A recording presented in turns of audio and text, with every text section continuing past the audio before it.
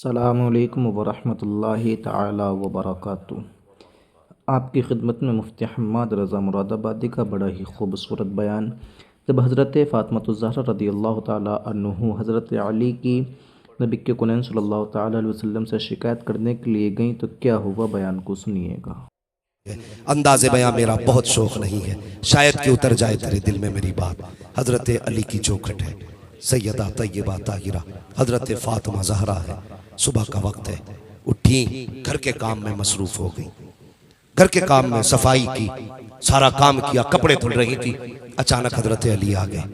हज़रत अली रज़ियल्लाहु ताला अन्हु आए, कहने लगे फ़ातिमा, लगता है आज मेरी फ़ातिमा की तबीयत ठीक हो गई है। क्या बात, आज अपने हाथ से सैयदा काम कर रही है? हज़रत फ़ातिमा ने कहा, अली मैंने सारा काम कर दिया, कपड़े भी सारे धुल दिए, बस आपका अमामा रह गया है। अगर हो सके तो ये अमामा भी दे दे, मैं इसको अपने हाथ से धुल दूं। हज़रत अली ने वो अमामा शरीफ भी उतार के दे दिया। अमामा शरीफ दिया, हज़रत फ़ातिमा ने अमामा शरीफ भी धुला और धुलने के बाद शहजादों को लिया और गुस्ल देने लगी। गुस्ल देने के बाद जब कपड़े पहनाने की बारी आई ना, तो बाल सवारते हुए रोने लगी, माथी आंख में आंसू आ गए। हज़रत अली कहने लगे, फ़ातिमा खैर तो है? क्या बात, आज बच्चों को नहलाते हुए आंख में आंसू? सैयदा फ़ातिमा कहने लगी, अली आज एक ख्याल ने रुला दिया। कौन सा ख्याल? फरमाने लगी, आज मुझे ख्याल आया, कल खुदा जाने मेरे बेटों का कोई चेहरा धुलेगा कि नहीं धुलेगा। कल अल्लाह जाने मेरे बेटे के बाल सवारने कोई आएगा कि नहीं आएगा। हज़रत फ़ातिमा ज़हरा ने जब इतनी बात कही, हज़रत अली की आंख में आंसू आ गए। फ़ातिमा ये ना कहो, ऐसी बातें क्यों कर रही हो? हज़रत फ़ातिमा कहती है, अली मेरा दुनिया से जाने का वक्त करीब आ गया है। कहा, ये कैसे कह दिया? कहने लगी, तहज्जुद की नमाज पढ़ के मुसल्ले पे फज्र के इंतजार में बैठी थी, आंख लगी, ख्वाब में मुस्तफ़ा आए थे। फरमाने लगे, फ़ातिमा बहुत दिन हो गए, जुदाई तुम्हारी बर्दाश्त नहीं होती, आओ अब तुम अपने बाबा के पास आ जाओ। अल्लाह अकबर इतना कहा, हज़रत अली की आंख में आंसू। शहजादों को तैयार किया, फरमाने लगे, शहजादों जाओ मुस्तफ़ा के मज़ार पे मेरा सलाम पेश करके आओ। अल्लाह अकबर, शहजादों को भेजा। उसके बाद सैयदा फ़ातिमा ज़हरा ने हज़रत अली का हाथ पकड़ा, पकड़ के कहने लगी, अली कुछ बात करनी है, मेरे पास वक्त बहुत कम है, क्या आप थोड़ा वक्त देंगे? हज़रत अली ने फरमाया, फ़ातिमा कहो क्या कहना चाहती हो? आपने हज़रत अली का हाथ पकड़ा, कमरे में गई, हज़रत अली को बैठाया, खुद भी बैठी और उसके बाद नबी की शहजादी हज़रत फ़ातिमा ज़हरा ने अपना दामन फैलाया, फैला के कहती, अली आज फ़ातिमा कुछ मांगना चाहती है। ए फ़ातिमा मांगो, क्या मांगना चाहती है? अल्लाह अकबर। हज़रत फ़ातिमा कहती है, अली अगर जिंदगी में कोई खता हो गई हो तो माफ कर देना। अल्लाह अकबर। ये बात किसने कही थी? खातून जन्नत ने ये बात कही, सैयदुल अंबिया की शहजादी ने ये बात कही है। उसने कही जिसको मुस्तफा ने फरमाया मेरी फातिमा मलकाए जन्नत है, वो फातिमा कहती है, ए अली कोई खता हो गई हो तो माफ कर दिया जाए। हजरत अली की आंख में आंसू है, फरमाते फातिमा किस खता की बात करती हो? पूरी जिंदगी सब्र के सांचे में गुजार दी, कौन सी खता की बात कर रही हो? हजरत फातिमा कहती है, ए अली हो सकता है तुमने मुझे कपड़े धोने का हुक्म दिया हो और उस हुक्म की तामील में मुझसे शायद ताखीर हो गई हो, इसलिए अली वो माफ कर दिया जाए। अगर कभी खाना बनाने का हुक्म दिया हो उसमें ताखीर हो गई हो, अली माफ कर दिया जाए। हजरत अली कहते हैं, ए फातिमा मुझे अच्छी तरह याद है तुमने अपनी जिंदगी मेरे साथ इस सब्र से गुजारी कि कभी एक लुकमे का सवाल नहीं किया। तुमने पैबंद के कपड़े तो पहने लेकिन कभी लिबास का सवाल नहीं किया। ए फातिमा सारी जिंदगी मुझे तुमसे कोई शिकायत नहीं हुई है, लेकिन फातिमा मैं भी कुछ कहना चाहता हूँ। कहो अली क्या कहना चाहते हो? कहा, ए फातिमा अगर कयामत के दिन मुस्तफा के साथ खड़ी हो तो कहीं मेरी शिकायत मत कर देना। ये मत कहना मुस्तफा किसके साथ छोड़ के आए थे, उसके साथ जिसने कभी फातिमा को भरपेट खाना ना खिलाया, उसके साथ जो कभी फातिमा को नया लिबास न दे सका।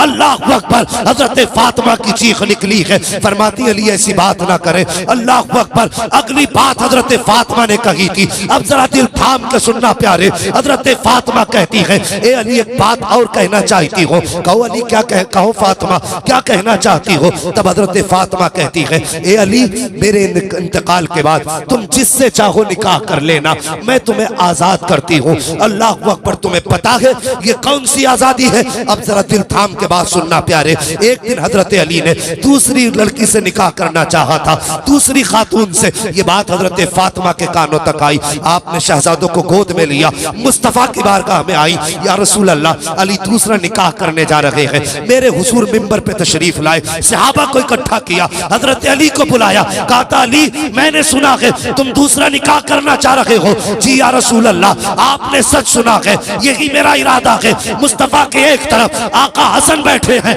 दूसरी जानिब आका हुसैन बैठे हैं। तब मुस्तफा ने कहा था अली हर मोमिन को 4 निकाह की इजाजत है, लेकिन तुम्हें मेरी फातिमा के होते हुए दूसरे निकाह की इजाजत नहीं है। मैं तुम्हें इजाजत नहीं देता कि मेरी फातिमा के होते हुए तुम किसी दूसरे निकाह का इंतखाब करो। अल्लाह अकबर। आज हजरत फातिमा कहती है ए अली मेरे इंतकाल के बाद तुम्हें इजाजत है, तुम जिससे चाहो निकाह करना। लेकिन जो अगली बात कही है वो कलेजा चीर देती है भाई। हजरत फातिमा ने कहा था ए अली जिससे चाहो निकाह करना, लेकिन याद रखना महीने में कम से कम 2 दिन मेरे बच्चों को दे दिया करना, 2 दिन मेरे बच्चों को दे दिया करना। फातिमा कहना क्या चाहती हो? ए अली मेरे 5 बच्चे तनहा हो जाएंगे, हो सकता है तुम अज़दवाजी जिंदगी में मसरूफ हो जाओ और मेरे बच्चों को मेरी याद सताती रखे। इसलिए फातिमा ये चाहती है कि मेरे इंतकाल के बाद अगर 28 दिन तुम अपनी बीवी के साथ गुजारो तो 2 दिन मेरे बच्चों के साथ गुजार लिया करना, हसनैन करीमैन के साथ गुजार लिया करना। अल्लाह अकबर। ये माँ हुआ करती है साहिब जिसको आखिरी लम्हात में भी बच्चों की फिक्र सताया करती है। और एक बात हजरत फातिमा ने हजरत अली से कही थी, ए अली एक बात और कहना चाहती हूँ। कहो फातिमा क्या बात है? फरमाते अली मेरे इंतकाल के बाद कभी दिन के उजाले में घर में कदम न रखना। हजरत अली कहते फातिमा आंगन मेरा, घर मेरा, चौखट मेरी, दर मेरा, मैं दिन के उजाले में क्यों नहीं आ सकता? तब हजरत फातिमा ने कहा था ए अली घर भी आपका है, चौखट और जागीर भी आपकी है, लेकिन बात यह है अगर दिन के उजाले में आप घर में आते हो तो आपकी जो शहजादी है ज़ैनब वो इतनी हया किया करती है कि मेरी कमर के पीछे छुप के खड़ी हो जाया करती है। वो इतनी हया वाली है कि तुम्हारे सामने आने से शर्माया करती है। ए अली अगर मेरे इंतकाल के बाद तुम दिन के उजाले में घर में आओगे तो फिर मेरी बेटी किसके पीछे छुपेगी? अगर सामने आ गई वो तो हया से पानी पानी हो जाएगी। अल्लाह अकबर। ये राज तब खुला जब हजरत अली बिस्तरे मर्ग पर थे। तब आपने कहा था ज़ैनब आज तक मैंने कभी तेरा चेहरा नहीं नजर भर के नहीं देखा, एक बार जरा चेहरा तो दिखा। हजरत ज़ैनब सामने आई थी, आपने चेहरे से दुपट्टा हटाया, हजरत अली की चीख निकली। फरमाया था ज़ैनब आज बात समझ में आ गई है कि तू इतनी हया वाली क्यों है। शहजादों से कहा था ए शहजादों अगर तुम्हारा जी चाहे कि तुम खातून जन्नत का चेहरा देखो तो जिसने ज़ैनब का चेहरा देख लिया उसने खातून जन्नत फातिमा ज़हरा का चेहरा देख लिया। सुभान अल्लाह, सुभान अल्लाह अल्लाह। अकबर। ये माँ होती का दिन के उजाले में नहीं आना। अभी ये बातें चल ही रही, शहजादे हुजूर के रोजे पे थे तो एक नूरानी चेहरा सामने आया। आने वाले ने कहा बच्चों जल्दी करो घर चले जाओ। कहा किस लिए? कहा माँ कुछ देर की मेहमान है, माँ कुछ देर की मेहमान है। कहा हमने तो खैरियत से छोड़ा था। कहा तुम नहीं जानते माँ दुनिया से जाने वाली है। बच्चों ने कहा कौन हो तुम? आने वाले ने कहा मुझे इब्राहिम खलीलुल्लाह कहा जाता है। यही बताने आए थे? कहा सिर्फ मैं नहीं बल्कि सारे अंबिया, खुद मुस्तफ़ा तुम्हारी वालिदा की रूह के इस्तकबाल के लिए आज मदीना शरीफ में आए हुए हैं। शहजादों ने दौड़ लगाई, घर पहुंचे। अल्लाह अकबर। घर पहुंचे हजरत खातून जन्नत के पास माँ के कदमों से लिपट गए, रोने लगे। हजरत फातिमा ने और भी बहुत सारी वसीयत और नसीहत फरमाई थी। ओ भाई मैंने कहा माँ माँ होती है जिसको आखिरी लम्हात में भी औलाद की फिक्र सताती है, आखिरी लम्हात में भी। तो क्या बंदों का फर्ज नहीं बनता कि वो माँ बाप की इज्जत करें, माँ बाप की कदर करें? आप पढ़ लिख के आज कुछ भी हो गए हो, कुछ भी हो गए हो तो माँ बाप से बड़े नहीं हो, माँ बाप से बड़े नहीं हो। मुनव्वर राना ने कहा था बुलंदियों का बड़े से बड़ा निशान छुआ, उठाया गोद में माँ ने तब आसमान छुआ। बेशक बेशक। हाँ खुदारा अगर माँ बाप है तो इज्जत करो, इनकी कदर करो। परदेश में जिंदगी गुजार रहे हो, कभी माँ बाप की याद नहीं आती। कितनी आसानी से क्या में पूछा जाए घर कब गए थे, आते बाहर से फोन, हजरत 6 साल हो गए सऊदी में रहते रहते, भाई कितना कमाते हो? का 50,000 रुपए महीना। घर कब जाते हो? 6 साल हो गए। माँ बाप है कहाँ? हाँ है। तो मैंने कभी याद नहीं आती? का याद तो आती है ना। फिर मैंने कहा घर भी चले जाया करो। हजरत कोई फिक्र नहीं, माँ बाप नो टेंशन रह रहे हैं। हम 15,000 20,000 उन्हें अपने अलग से खर्च के लिए देते। ओ भाई माँ बाप तेरे 15,000 के भूखे नहीं होते, वो तेरे प्यार के भूखे होते हैं। 15,000 न दे, 6 महीने में आके एक बार माँ से गले लग जा, बाप के सीने से लग जा। आज लोगों को देख रहे हो ना, किसी को कोई मर्ज, किसी को कोई मर्ज, किसी को इंसुलिन लग रही है, किसी का शुगर बढ़ रहा है, कि ब्लड प्रेशर का कोई मरीज है। ये बीमारियां क्यों इतनी आई? वजह यह है हमने माँ बाप के सीने से लगना छोड़ दिया है। हमने माँ बाप के सीने से लगना छोड़ दिया है। भाई आज भी अगर बेटा बाप के सीने से लगने लगे ना, खुदा की कसम वो मरने को मर तो सकता है, लेकिन कभी हार्ट की प्रॉब्लम उसे नहीं होगी। बेशक बेशक। तो बाप के सीने से लगा करो। कितने दिन हो जाते हैं हमें साथ खाना खाए हुए माँ बाप के। जमाने गुजर जाते हैं। कभी अल्लाह तौफीक दे, महीने 6 महीने में कभी माँ बाप के साथ खाना भी खा लिया करो। कभी इनके साथ बैठ कर 2 मिनट बातें भी कर लिया करो। कोशिश करो हम अपने माँ बाप की इज्जत करें, माँ बाप की इज्जत करें। तो मैं अर्ज कर रहा था, कुरान पढ़ने वालों से, स्कूल पढ़ने वालों से माँ बाप की मेहनतों की फिक्र करना। इन्होंने बड़ी मेहनत से पढ़ाया है, बहुत मेहनत से, किस तरह से अपना पेट काट काट के तुम्हारे मदरसों की और स्कूलों की फीस भरी है। हाँ, बड़ी मेहनत से तुम्हें इस लायक बनाया है कि तुम्हारी जेब पे कलम लग सके। आज कलम लगा है ना, इसका इस्तेमाल माँ बाप पे ना करना, इसका इस्तेमाल कभी अपनों पे ना करना। अपनों की दुआएं हैं जिसने तुम्हें इस मकाम तक पहुंचाया है, जिसने इस मकाम तक पहुंचाया है। खुदारा हम भी अगर चाहते हैं अच्छी नस्ल पैदा हो, तो हम अच्छी गोदों का इंतखाब करें, अच्छी गोदों का इंतखाब करें। माँ अगर नेक होगी तभी बेटा साबिर पाक पैदा होगा। माँ अगर नेक होगी तभी बेटा अहमद रजा पैदा होगा। कोशिश ये करें जिस तरह से अच्छी फसल के लिए अच्छी जमीन का होना जरूरी है, उसी तरह से अच्छी नस्ल के लिए अच्छी माँ का होना जरूरी है। लेकिन अलमिया है, आज शरीफों की शराफत दागदार कर दी जाती है। अमीरों के ऐब पे भी पैसा पर्दा डाल देता है, और फिर उसके बाद हम गीत गाते फिरते हैं, हमें तो ऐसा इतना जहेज मिला, इतना सामान मिला। और जहेज तू भी खरीद सकता है, लेकिन शरीफ औरत तुझे खरीदे से नहीं मिल सकती है। शरीफ औरत खरीदने से नहीं मिल सकती, वो नसीब ही से मिला करती है। तो कोशिश ये करें निकाह से पहले पढ़ी लिखी नेक लड़की का इंतखाब करें। और ये जरूरी नहीं है सिर्फ बेटों को पढ़ाएं, बल्कि बेटियों को भी पढ़ाइए। दीन की तालीम बेटियों को भी दें, पढ़ाएंगे इंशाअल्लाह बेटियों को भी। आज बेटियों को ये सोच के नजरअंदाज किया जाता है कि बेटी पराया धन है, पराया धन है बेटी। नहीं, पराया धन नहीं है। उसे हमने कितना अजनबी किया, कितना बेगाना किया। बाप ने ये सोच के नहीं पढ़ाया पराया धन है। ससुराल वाले कहने लगे ये तो पराए घर से आई है, उसे कोई अपनाता ही नहीं। किसी ने ये नहीं कहा ये हमारी है। घर वाले कहते रहे इसे पराए घर जाना है, वो चली गई तो वो कहते ये पराए घर से आई है। कब टूट जाए तो सीधी बात कि तेरे बाप ने थोड़ी ला के दिया था, तू यहाँ की थोड़ी, हमारा खून नहीं जो तुझे दर्द हो, तू तो पराए घर की है। हमने हमेशा उसे पराया किया नहीं, उसे अपना बनाओ। जहां बेटों की तालीम पे पैसे खर्च करते हो, वहां बेटियों की तालीम पे भी पैसे खर्च करो। बेटियों को भी पढ़ाइए, उनको भी इल्म के जेवर से नवाजिए। जब बेटियां पढ़ी लिखी होंगी, कुरान की कारी होंगी, खुदा की कसम कहने की जरूरत नहीं है, फजर की नमाज पढ़ेंगी। अगर पूरा घर सोता भी होगा, वो आने वाली तेरे घर को कुरान की खुशबू से मुअत्तर कर डालेगी। सुभान अल्लाह, कुरान की खुशबू से मुअत्तर करेगी। तो कोशिश ये करें बेटियों को भी पढ़ाएं और बेटों को भी पढ़ाएं। दीन की तालीम बेहद जरूरी है। जरूरी है अपने घरों में दीनी माहौल लाएं, तालीम को बहुत ज्यादा फरोग दें। इस वक्त जरूरत है कि हम आगे बढ़ें। और मैं गुजारिश करूंगा अपने समाज से, खुदारा दुश्मन तो पीछे पड़े हैं, लेकिन कम से कम हम तो अपनी दुश्मनी खत्म करें, हम तो अपनी दुश्मनी खत्म करें। हम अपने आप को मदरसों से जोड़ें, तालीम से जोड़ें, और आखिरत का भी इंतजाम करें, नस्लों का भी इंतजाम करें। बस मैंने जो गुफ्तगू की उसका पूरा मकसद यही था कि हम और आप दीन के करीब हों, उलमा की इज्जत करें, इनकी कदर करें। आपका बेटा अगर हाफिज होगा ना, मैं एक बात कह दूं, बात कड़वी है, माजरत के साथ अरबाब मिंबर से माफी के साथ एक बात कहना चाहता हूँ। आज बंदा मरता है ना तो कहता मेरी नमाज जनाजा अल्लामा तौसीफ साहब पढ़ाए, अल्लामा साहब पढ़ाए, हजरत गाजी साहब पढ़ाए, मौलाना अबरार साहब पढ़ाए, कारी हाशिम साहब पढ़ाए। ये तमन्ना करते हैं कि बड़े अच्छे अच्छे लोग नमाज जनाजा पढ़ाए ताकि बख्शे जाए। यही सोचे ना, अच्छी बात है।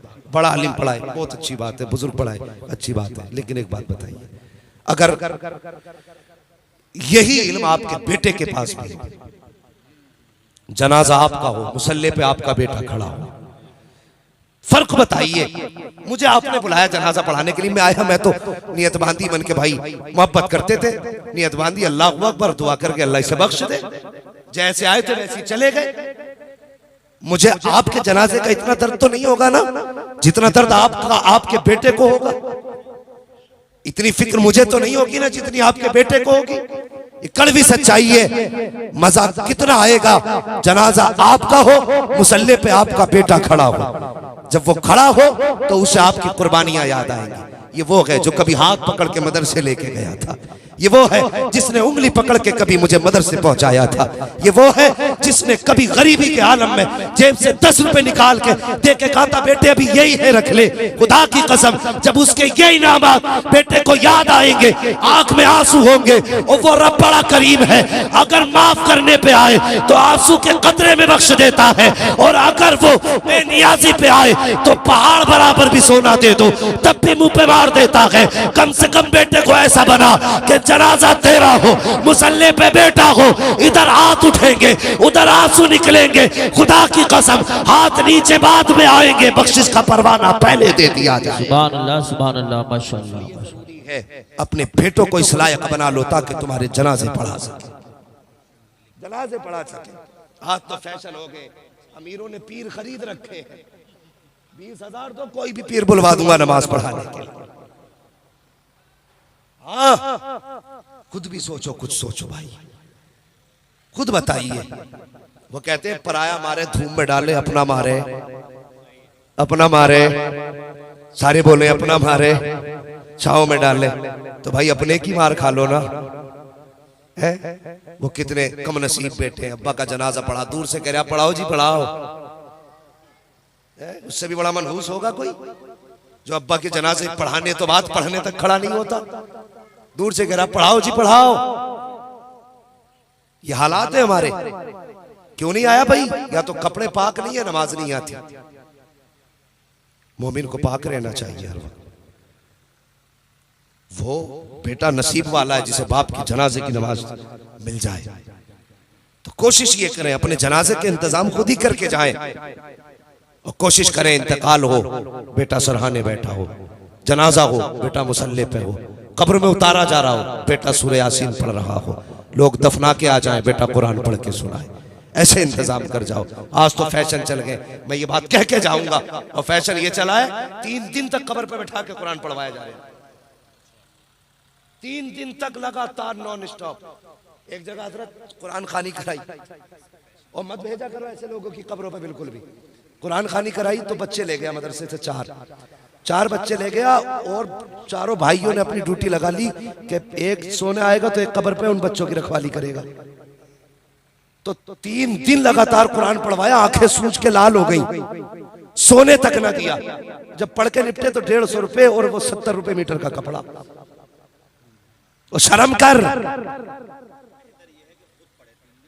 हाँ जायदाद तू खागा, हम थोड़ी खाएंगे तेरे अब्बा की। भाई अल्लामा तौसीफ साहब, बात ये नहीं है पढ़वाया किससे, बात ये कर क्या रहे हम। इतना जुल्म उन्हें सोने तक न दिया, तो इससे सवाब मिलेगा? किसी को तकलीफ देके आंखें सुर्ख करके इससे क्या मिल सकता है? अगर पढ़वा नहीं था तो वो रेस्ट कर लेते, दूसरे आ जाते, वो चले जाते, तीसरे आ जाते, वो आराम कर लेते। हद हो गई भाई, इंतहा कर दी। खुदारा किसी को दुख दे के सवाब नहीं मिलता, सुख दे के सवाब मिला करता है, सुख दे के सवाब मिलता है। तो ये किसी को तकलीफ देने से भी बचे, तकलीफ देने से भी बचे। वो बेहतर यह है खुद बाप की कब्र पे कुरान पढ़े।